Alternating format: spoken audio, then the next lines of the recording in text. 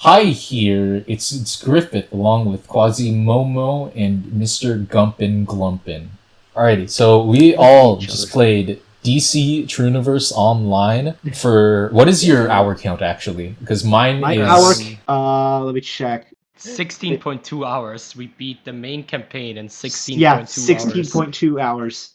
Beat the main campaign and a couple side things, but most very focused on the main campaign, very intensely on the main campaign. The three of us working together in 16.2 hours. What I as well. so what number you just said is actually wrong because it took longer because you had to install the game through the launcher on top of having to install it through Steam. I think it might have counted those hours though. I genuinely think It did count those hours, which means that we beat it in less than 16 hours. We did some of the side content. That's true. I mean, yeah, I mentioned that, and we also there was times we were just waiting around for someone else to catch up.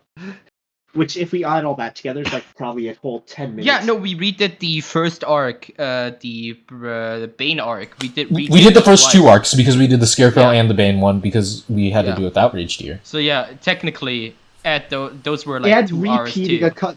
a couple of they're like the first couple missions, which would have made it much easier. Yeah, And we we're also all working together, which also is probably what helped speed it up so much. I don't think it would have sped it up nearly as much. I mean, it's but not, we'll get not into a that huge later. difference. We'll get it. It's not a huge difference, but yeah, as you said, one person. So that is our experience. Now we'll try and get a bit more focused and a bit more less into our social lives, i.e. nothing.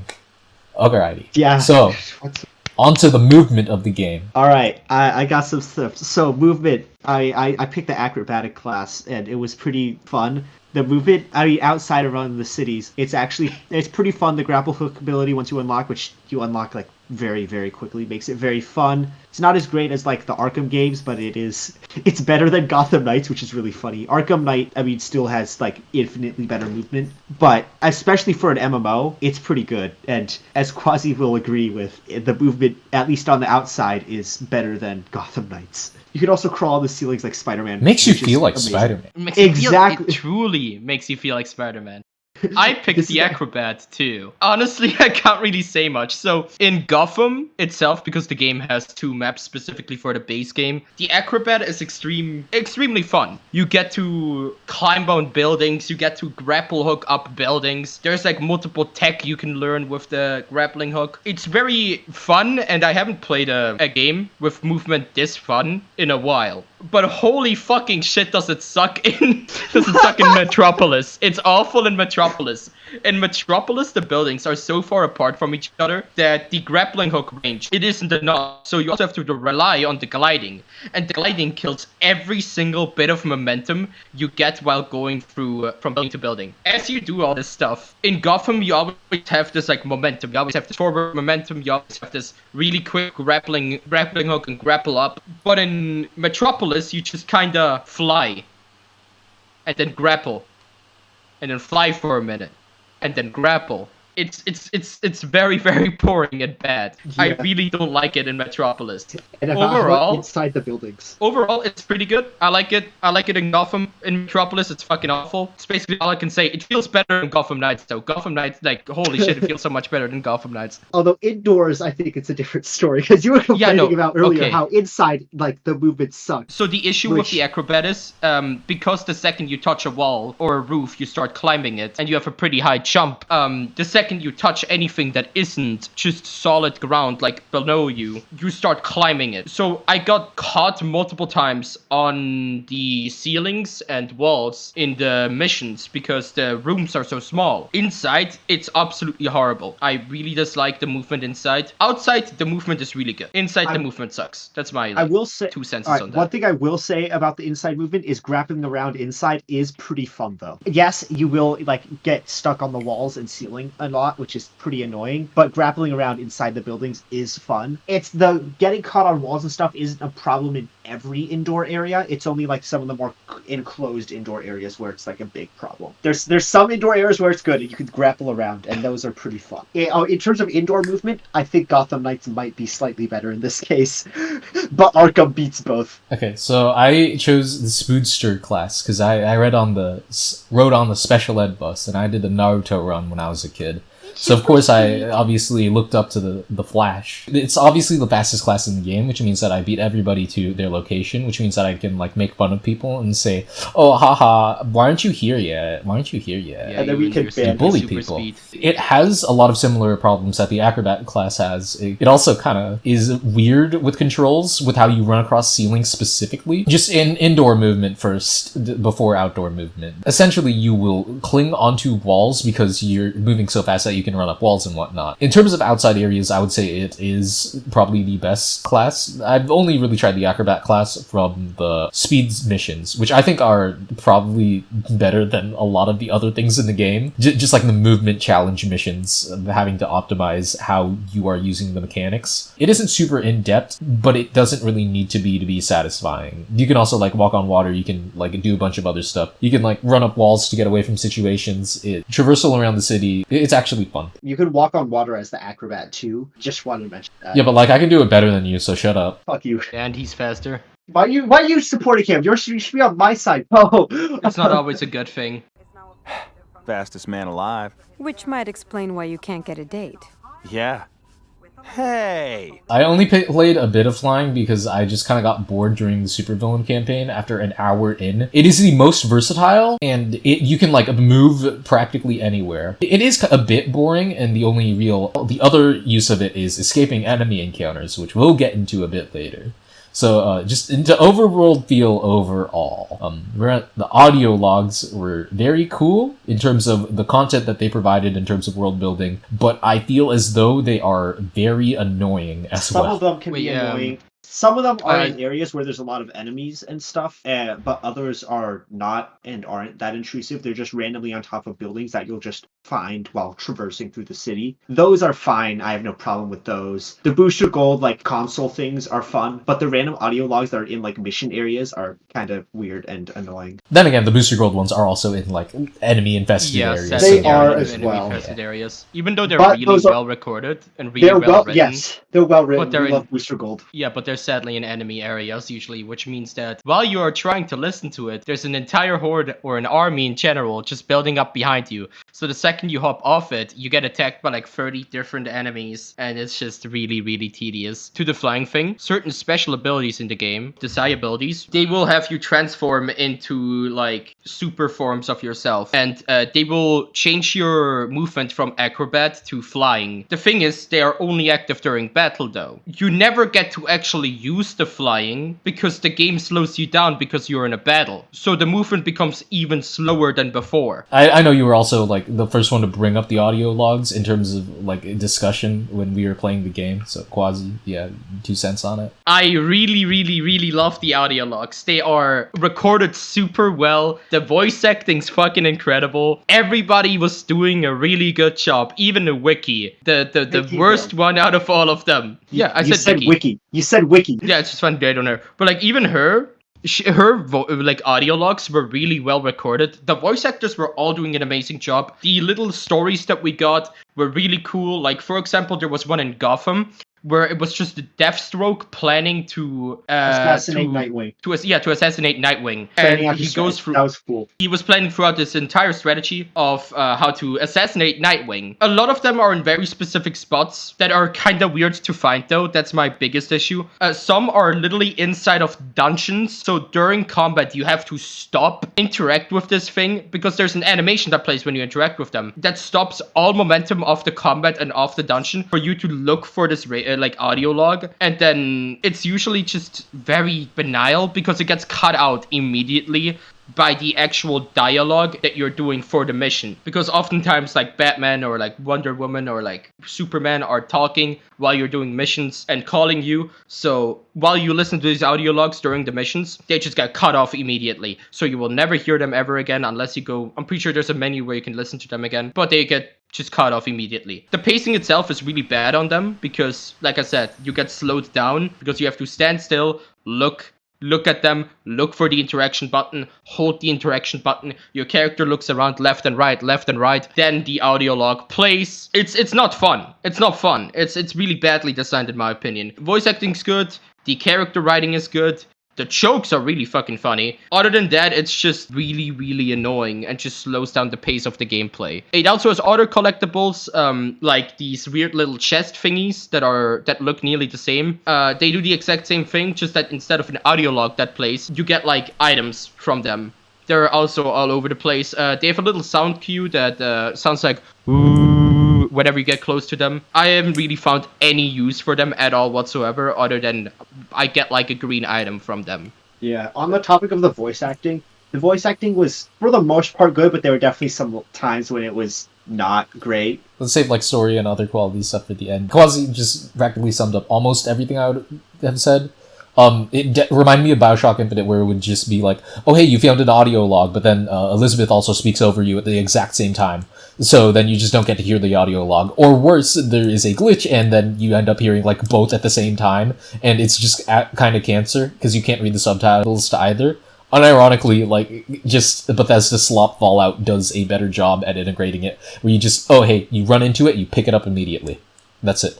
The other thing about audio logs in general, this is just like a broad progression thing, but there would be instances in which like an audio log would play, oh no, there's a cutscene, and then the audio log would just start from the beginning, and then you teleport out, and then, oh no, you teleported out, and then it's going to have to play the entire thing from the start all over again. Granted, there isn't that much of a problem in that, but at the same time, it's just, I would rather have there been a few more checkpoints in that, or because this issue typically happened at the end of boss dungeons, they just played the audio for it the second you left the dungeon, because that is going to be a thing that you have to do anyways. I liked it when it was stuff like Crime Alley, where you have to go out of your way. You see that, oh hey, it's a point of interest on the map, let's see where Bruce Wayne's parents got fucking shot.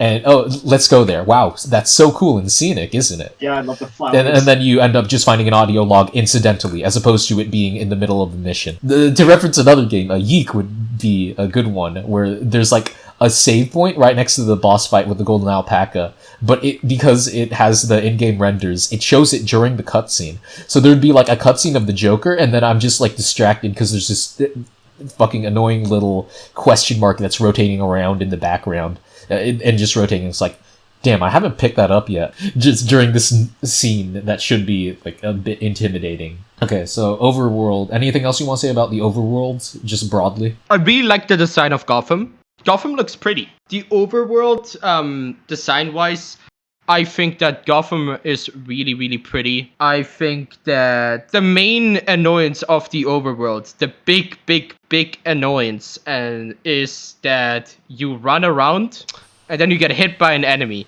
and you lose all momentum and you have to run away from the enemy, which, might I add, slows you down because now you're in combat for, I think, 6 seconds or 5.5 seconds. I said 5.5 as like a guesstimation. I could have been counting slowly, so it's anywhere from 5.5. But yeah, to you get 6. slowed down. You can't really escape. Your options as the acrobat, your grappling hook literally breaks. Like, it just doesn't work for some reason, ever. It's just so tedious to run around when you're not on rooftops. You're forced into these combat encounters when you don't really want them. And it's not helped by, like, just infinitely spawning enemies and whatnot. And they just get aggroed immediately. My opinion on the overworld, I like the design of Gotham. The atmosphere and everything, the design of it looks like Gotham should. It has that same vibe that Gotham should have. Gotham being not a great place.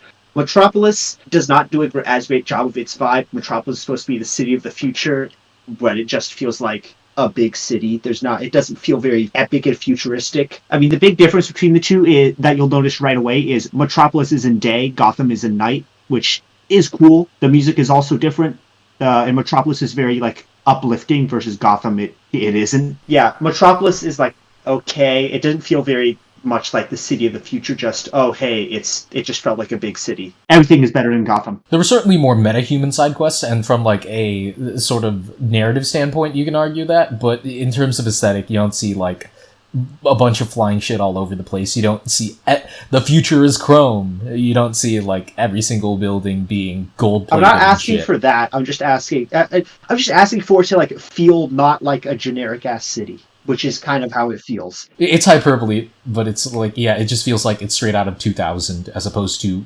2050. Yeah. It should feel it doesn't feel as different from Gotham. It's like it feels like Gotham, but without the cool atmosphere and like architecture, I guess. And also, despite being showing me a big city, the buildings, as Quasi stated much earlier, are farther apart, so you can't grapple between them, which you can do in Gotham. Okay, so quest design, which I'm going to keep as separate from level design, because this is mainly how like you progress, like how quest givers are portioned out, how they deliver you the quests, how you progress between checkpoint and checkpoint off of your little quest book list. They are very repetitive for one, but that has a lot to do with the combat and the level design itself. So the heroes are not nearly as prevalent as they ought to be. They only show up in the last combat area with very little to no dialogue throughout the rest of the mission. You're typically going to be just like talking to Oracle, so you feel more like Oracle's the main character of this specific side quest than it is the person who it is supposed to be revolving around. I think Brene Montoya only has like 3 lines throughout her entire quest before the final dungeon. She doesn't really call you in any degree. I mean, why do you want more lines from the bad version of the question, though? But, like, yeah, it does feel weird that, despite being about, like, these characters, because a lot of times it's about this character's, like, something's wrong with them, but instead of, like, one of their close friends that will, like, join you in the final battle, it's just Oracle the entire time, instead of, like, Oracle and that, like, close ally or whatever, which feels very strange when they just kind of appear for the final battle. It would have been better if they not necessarily gotten rid of Oracle. Like, Oracle can be there, but she feels like she takes away a lot of the screen time that could have been used to develop the League members that you are fighting alongside. So the combat, the combat, as stated earlier, prevents movement for a 5.5 second period of time when the player is moving slowly. The slowdown timer starts when there is any combat interaction. Now, this isn't necessarily a bad thing. The issue is the any word. The any word is really shitty. Enemies will just aggro you from their long range, because almost all of them have ranged attacks, and they will just, like, slow you down from area to area. So let's say you get done with your quest early, and it's like, okay, so there are still enemies in the area, but I just want to fuck off and go to my next sort of checkpoint in the quest that's 1,000 meters away. Then an enemy's just going to shoot you in the back, and they're going to slow you down. And it's going to take, like, 15 seconds to get out of it, because it slows you down, which prevents you from getting away from their aggro range. Which is why I say that Flight is one of the better abilities, because you can just, like, fuck off a little bit faster than you would if you had any of the other abilities for movement. Though I will maintain that, like, speed is probably the most fun out of all of them. The other thing is that not enough higher level quests are available to players. I thought that they would sort of section it out as, okay, Gotham is, like, the lower level stuff because it's a bit more grounded in terms of who resides within the city, and then Metropolis would be a bit higher level, so it's like, okay, if you're an inexperienced MMORPG player and you're level 5, well, then you get this level 5 Gotham quest, and then if you're experienced, then you'll get like a level 10 Metropolis quest or something. But no, that is just like not the case. I can't really do anything above my level that doesn't have to do with either an event or a raid boss, which kinda sucks. Feels like the game was just made for a single player experience as opposed to a multiplayer experience, which could be fine, I guess, but it just means that, like, whenever you have a party, you're just kind of going to be jerking off in front of a boss, and then you're going to wipe it out. One really good thing, though, is about this game, which I haven't seen a lot of other MMOs do, is the share mechanic. If someone doesn't have a quest in your party, but you do have it, and they haven't done the quest yet, you can share the quest with them, and they get it too. So let's say can do the quest with me. When I share the quest, he also gets the loot, he also gets everything, he gets the XP. It's especially useful for side quests, since sometimes you'll just encounter some random thing that gives you a side quest, and then if you want to, later you find it in your journal and you want to do the side quest with your friends, but they don't have it and you don't remember where you got it, you can just share it with them, and then you can all do it. And all of you can have your objective markers, so it's not one person that has to lead everybody. Everybody just kind of already knows, which makes it much easier. And that way everybody can also get the story element. Especially in Metropolis, there's not a lot of, like, warp points to get to, so there are some instances where you have to go, like, 2,000 meters away just to prompt, like, a single side quest or some shit. Now, we get into the meat and potatoes of this. This is the level design, which is mainly combat focused. I was not particularly enthused by the level design, like, the dungeons and overworld areas. Not particularly enthused. That's one way to put it. Yeah, I could say all this shit. But anyways, raid bosses are the big guys that you would want like an entire party, maybe even like 2 parties to take on.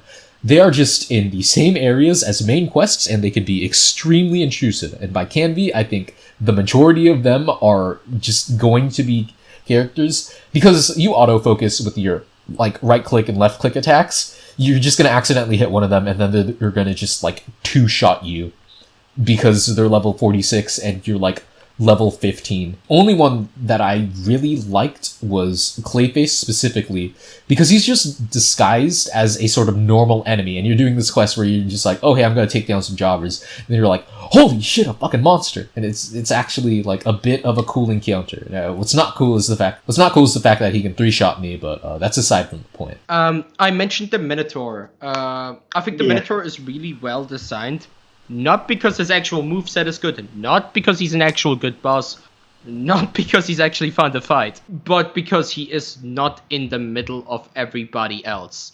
So, while you're doing your quest in Metropolis, at a certain point you will run across the Minotaur. And the good thing is, he is to the left side of that area. You don't need to engage with him at all. Yeah, you can easily avoid him if you want. Yeah, you will see him. It's designed so it's very easy to spot him, but it's also very easy to avoid fighting him at the same time, which is excellent. Just the majority of them, at least the ones that I've seen, obviously, are going to be the ones that are just extremely intrusive. So it's going to be like, oh hey, you need to beat Poison Ivy. And then Solomon Grundy's just randomly in a garden, and he's like, so guys, what was your favorite enemy type in the game? What, you mean, wait, there were different enemy types? I guess the drones? They fly now? Shut up. That kind of sucked. I mean, I know my least favorite were the ones that we fought. What was it? I think it was like the Green Lantern quest line where like where we had the thing where we had to talk to the Lightbringers. No, that was the magic one. The magic one, I think, with the Lightbringers or whatever. Wasn't it where we had to talk to them in order to do damage to that certain type of enemy? But they could still attack you. Yeah, it's the Lightbringers. You're right. It was the one with the Spectre. Yeah, sorry, so that was the one with the Spectre. I'm stupid. I mean, Hal Jordan did show up at the end of it, so like, I mean, that's a side note. This game does pay respect to a lot of like deep comics lore. Like Hal Jordan in this universe was also the Spectre at one point. Bruce got his back broken by Bane at one point as well.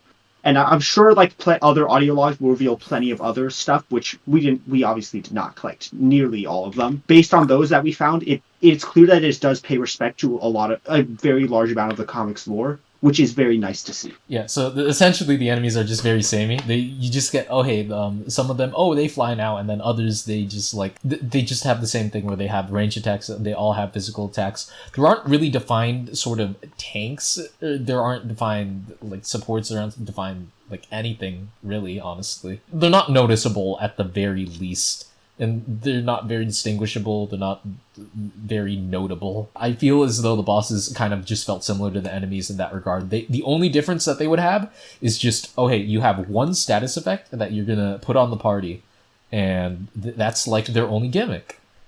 And the rest of it would just be like a normal moveset.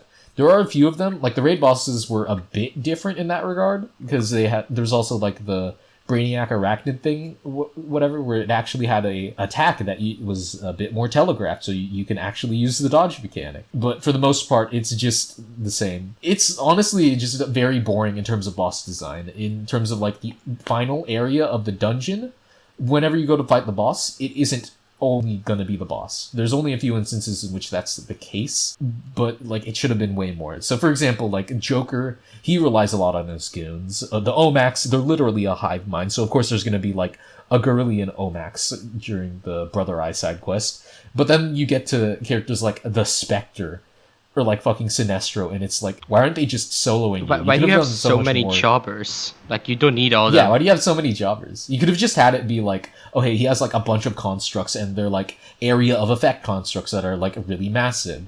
In fact, that's like one of the only things that was different, is that like the Bane and Omax things, they had the area of effect stuff where there's rubble falling down and then they crash onto you and you avoid them.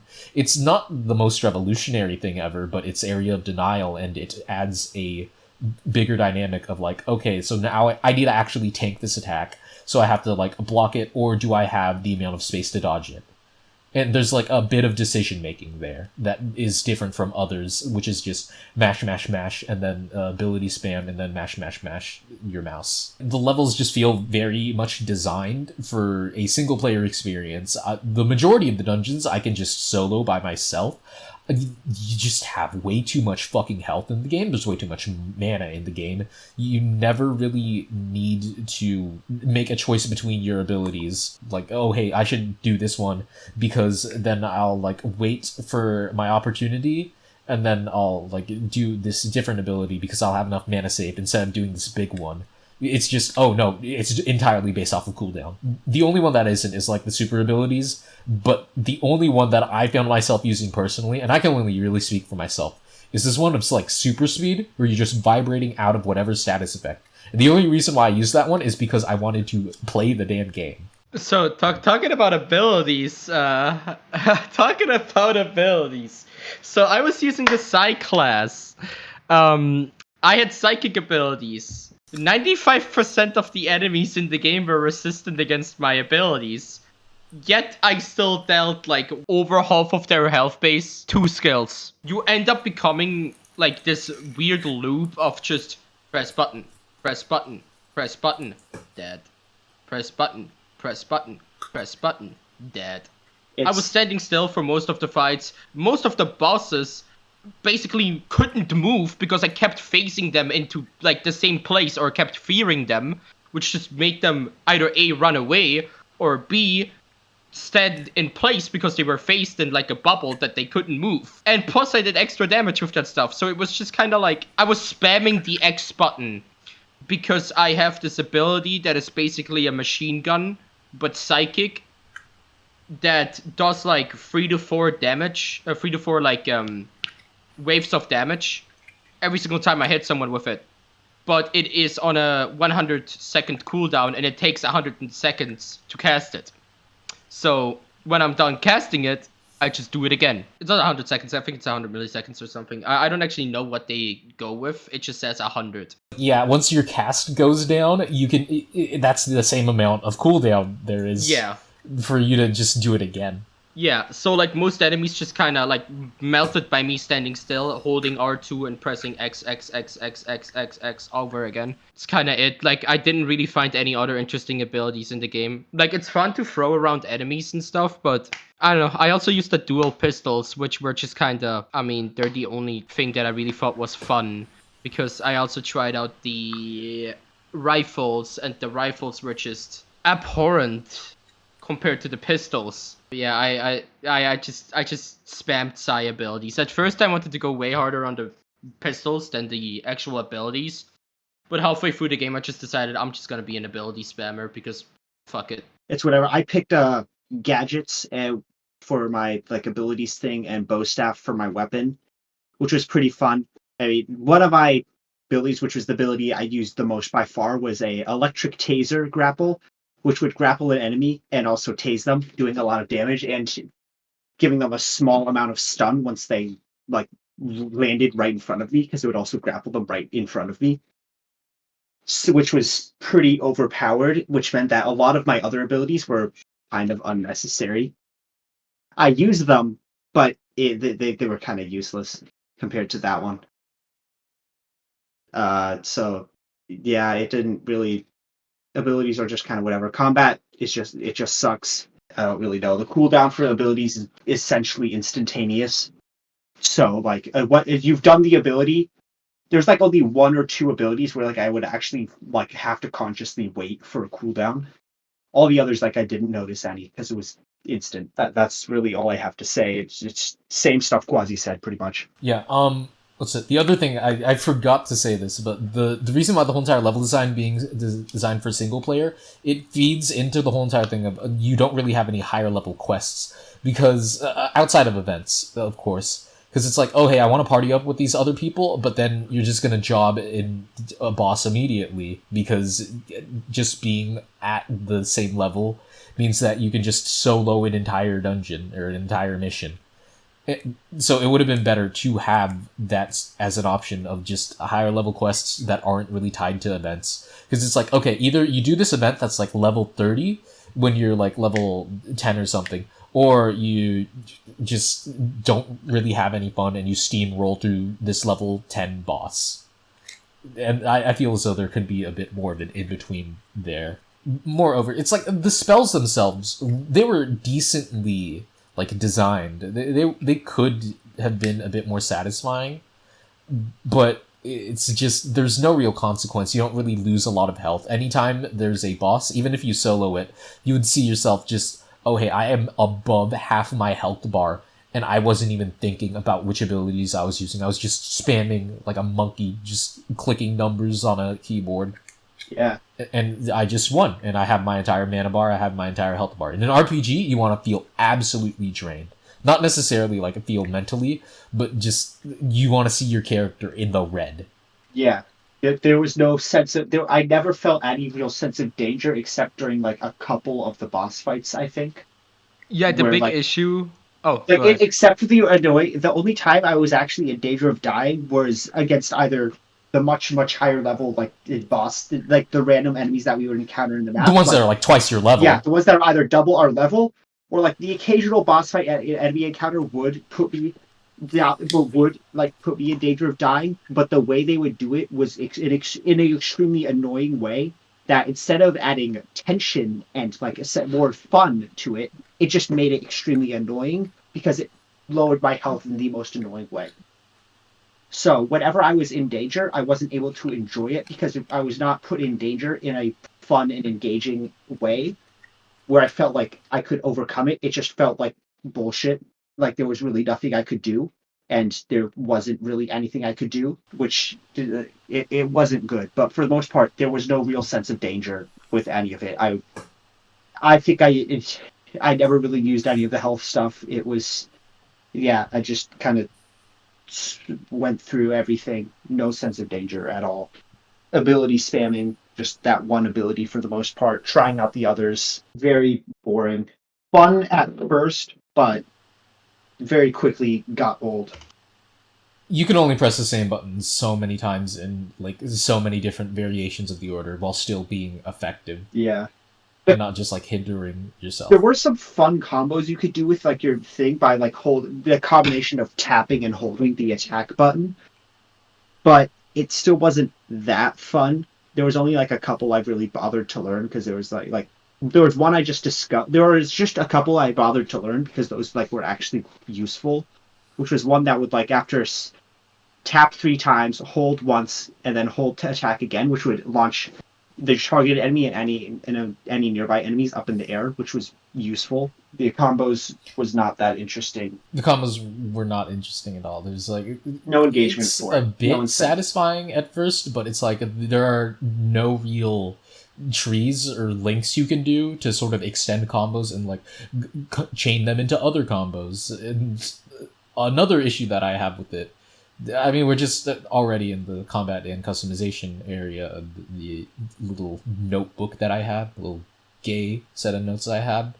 But essentially, one of the things that they do is they allow you to class in multiple weapons at a certain point in time. And I think that's a really cool thing.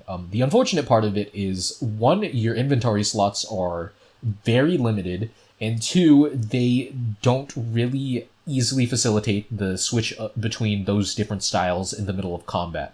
So you're just... there's no real point in dual classing. You just might as well have another build entirely.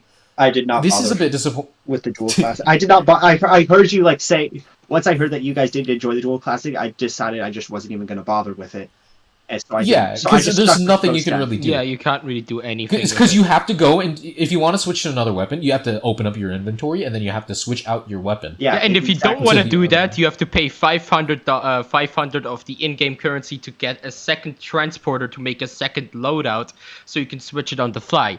But, well, there it is. It costs money. Yeah. I will say the pricing, like the actual for the real world stuff, was actually compared to a lot of other MMOs was pretty non-invasive. I'll say that. Like there were some small things, like again, the inventory being limited would be fixed by paying for the membership. You can't gamble. That's like a really big thing for me. That's true. You can't gamble on the Booster Gold's gotcha capsules. That actually would have been really funny. The membership is a lot better priced than is much lower price than a lot of other MMOs, which is good. And overall, I felt like the real world money is the incentive to spend real world money. It was not shoved in your face as much as a lot of other games do so, which was very nice, especially for a free to play game. Yeah, Pirate 101 is very infamous for that, where it's like, oh, hey, you beat this quest, now to unlock the next area, you need a certain amount of currency. Now, you can do that by either... We should play that next instead of Star Wars The Old Republic. You can only play, like, 3 missions, so you know what? Fuck it, yeah, we'll play Pirate 101 next, because you're only going to spend, like, 2 hours on it, and then you're going to have to pay fucking piggy. Okay. So it's like it is good that the game allows for a character to master multiple weapons at the same time, but it's like you. Oh yeah, the other thing that really annoyed me about it is because it gives you a thing of like dual classing. So you press like the T button, at least for me on I played on mouse and keyboard. The other guys played on controller, but then you click that button and it will change your class from like mine specifically from DPS to tank.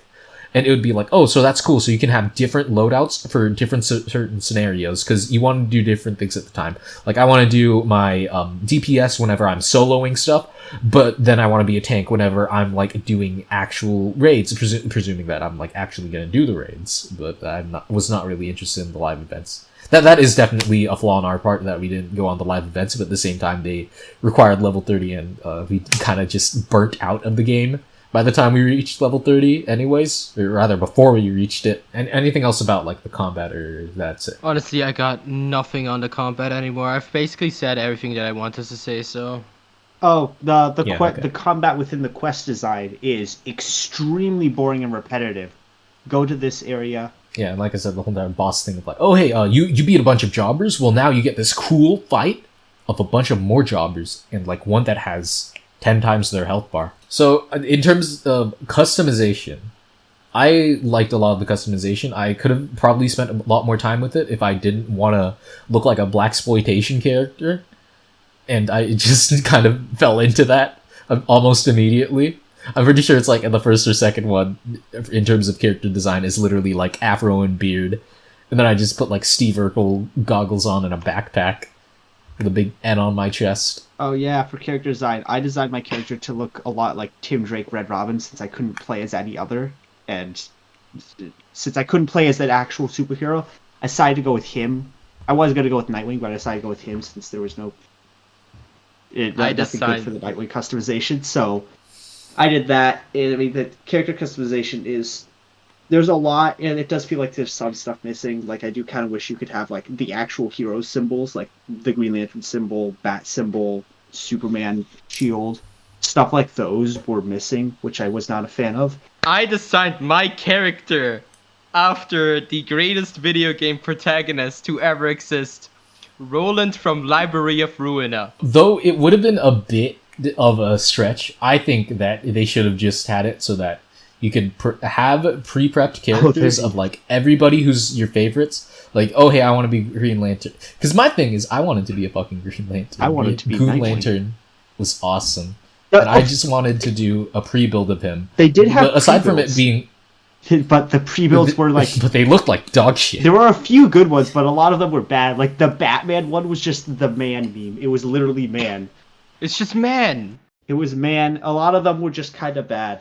It just wasn't good. It's like, I want to LARP as a fucking Green Lantern. I want to LARP as Hal Jordan, maybe like do a few tweaks to it, but then I just can't have access to his outfit. I want to like look like Vic Sage or something, but I can't because the customization just like won't allow for those sort of presets. I thought like the whole entire thing of the, oh hey, you have an apprenticeship under this character was kind of goofy in a lot of aspects. Like the Joker looked like absolute horseshit. He looked like a Payday character. Yeah, that pre-build design was good. The thing is, the designs of the characters in game was like literally just them from the game. Was literally them. Like Batman's design within the game was actually good. The character, same with like pretty much all of them, because I guess they were just custom made, which is fine.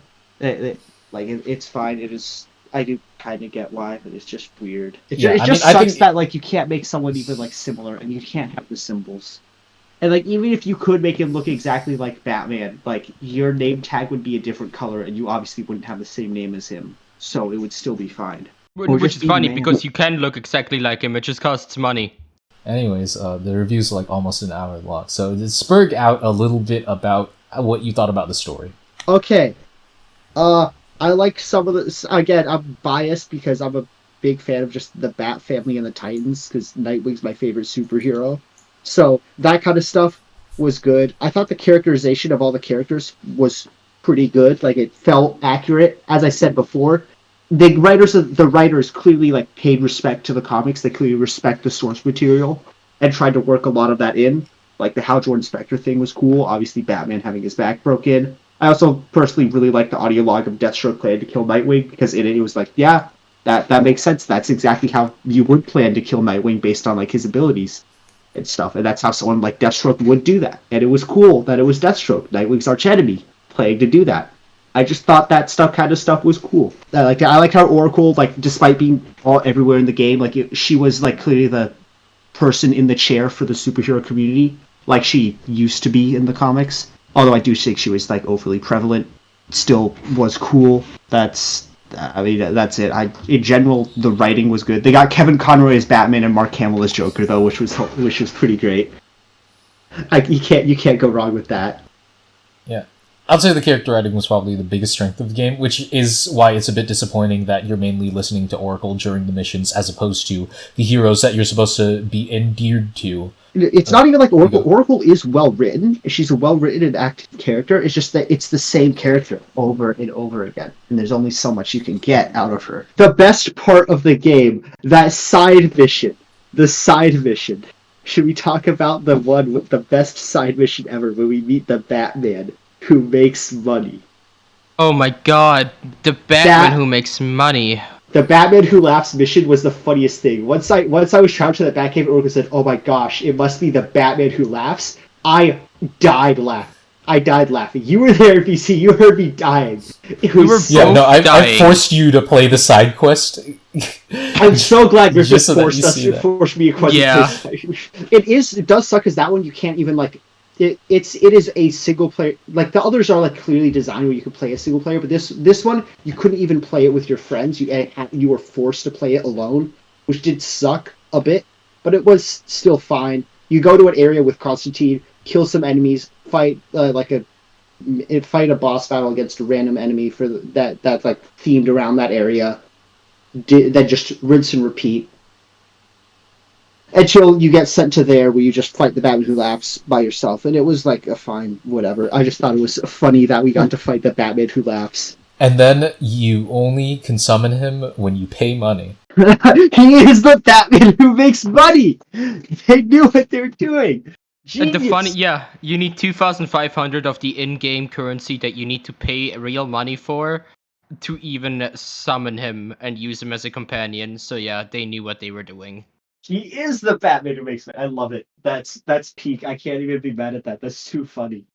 Actually, no, I can't still be mad at it, but like, yeah. My other contention with the writing it's mainly with the pacing, but whenever the villains would do their like little evil speech that interrupted like a few of the dialogues from the Justice League and whatnot, it would seem more like it was something that should have been shown at the beginning of the quest line than the end of the quest line. There are a few of them where it's like, okay, it's a bit more of a detective thing, so it makes sense to sort of obscure their identity. But for the most part, it's like, oh, hey, we know this is Scarecrow, we know this is Poison Ivy, we know this is Bane because there's fucking Venom. It's like, his name is spelled all over it. So it would have been better to have that as like a hook to the side quest, and you watch like a little movie, and then you get interested in the character, as opposed to only seeing it like, oh, hey, you will feel my wrath. I was the one who broke the bats. And then he's behind bars. He's, like, tied up like a damsel in distress about to be put on some fucking train tracks. Yeah, it's pretty awful. The cutscenes were really cool, though. I really liked the design of the cutscenes. I do wish It's just their placement was awful. Their placement was not great. You could put, instead of having one long cutscene after the quest, you have two cutscenes, one after and one like for the beginning, or like you do like the very beginning of the quest, and then you get that cutscene that like fully gets you hooked on it for the rest of it, and then you get the little closing cutscene. That's like, oh, this guy's been locked up, but like then you see like, oh, it's scheming something else or something, or it just like gives you a little hook for the next one as well, something like that. Yeah, it's like, oh, I'm the Gonkuler. I'm so intimidating. Locked up immediately. Oh yeah, another thing with the writing, it would tend to be like a little bit funny sometimes. One of my favorite instances is like there's supposed to be this ball where like Bruce Wayne is, and then the Batman like swoops in and saves Bruce Wayne from the Joker, and like that's just such a funny thing because people are like peddling this conspiracy theory that Bruce Wayne is actually Batman, and like it just proves them wrong. It's doing a lot to perpetuate the canon, you know? I really appreciate that. That was very good. It does kind of suck that it does disprove that theory, because that theory being very prevalent in the comics is very fun to read about. I do like it a lot. So it did kind of disappoint me that this universe just kind of, nope, it's just very obvious that it's there. But at the same time, like whatever, it's a video game. I don't actually care about that much. Can we talk about the House of Legends? I think it was called. Oh yeah, it was super. Well, it was really just today when we last played it, where we did our final play, where it was extremely laggy. That was just a general problem in a lot of the more private areas. It was a bit laggy. It wasn't unbearably laggy for the most part, but the frames did stutter. Yeah. Well, what did you want to say about House of Legends, Quasi? I like that there's a lot of characters like standing around and like looking cool, and like there's a lot of fan service and stuff. Like Zoom sitting in like Professor X's chair for some reason. He just it looks like the Morbius chair. He's sitting in the Morbius chair. Or the Morbius. It looks like a fucking wheelchair to me. It looked like a wheelchair to me. It looks like Zoom was sitting on a wheelchair. It's like stuff like that is funny. But you want to tell me that this tax payoff of a game does not have any like they don't have money to give them like at least like one or two voice lines, like at least hey there hero, what are you doing here? Or hey there hero, what are you up to? Like something like that, or something about you just go up to him, you interact, and he just says like some line related to like him and the Flash or something like that. I'm gonna murder Wally West's mom. No! I'm gonna abort his kids. That's what he did.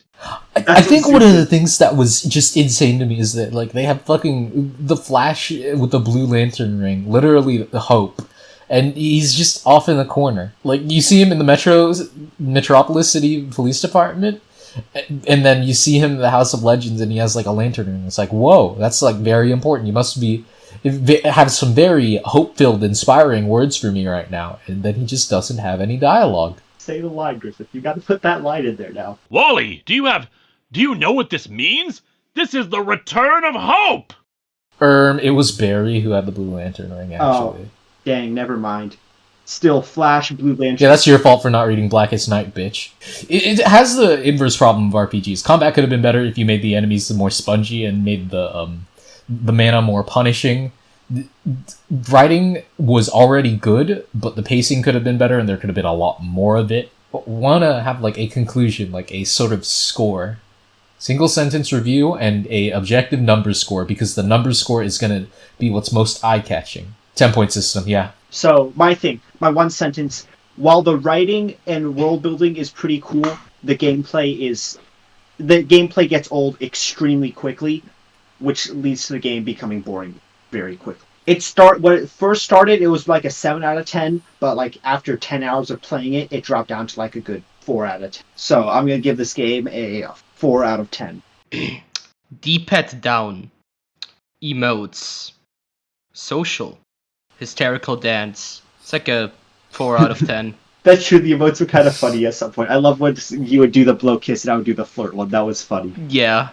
In real life, of course, and in video game. Yeah, video game. The imperfections of this game make Booster Gold look perfect. 4 out of 10. Are you implying that Booster Gold isn't perfect? Quasi, we need to get him.